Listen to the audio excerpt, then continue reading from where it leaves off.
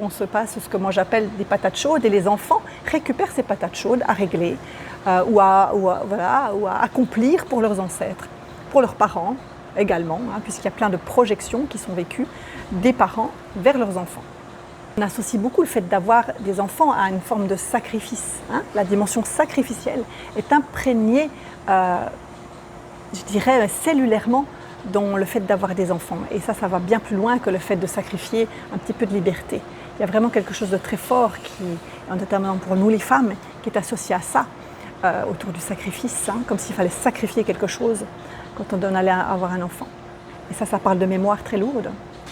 Mais regarde aussi, peut-être des histoires que tu connais de ta famille, les traumas vécus de génération en génération par les femmes, les fausses couches, les enfants issus de viols, les avortements, les décès en couche, les pertes d'enfants, etc. Tout ça, ce sont des traumas collectifs. Et puis, ils vont se loger où ? Dans le ventre des femmes. Et notamment au travers des maladies gynécologiques telles que l'endométriose, ça fait des années que je parle de ça, il y a toutes ces histoires qui sont là, placées dans le ventre de la femme, dans ces difficultés à enfanter également.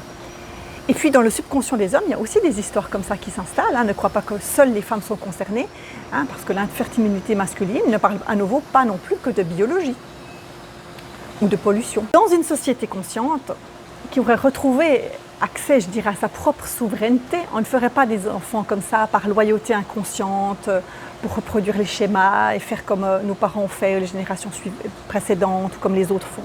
Il s'agirait dans cette société idéale ou plus avancée, plus évoluée, peut-être un futur de l'humanité, d'une vraie mise au service du vivant. Deux êtres adultes conscients qui s'unissent avant tout énergétiquement, spirituellement, pour offrir l'accueil nécessaire à un être, sans attente, sans projection, sans répétition. On en est loin, on est bien d'accord, on en est loin dans notre société.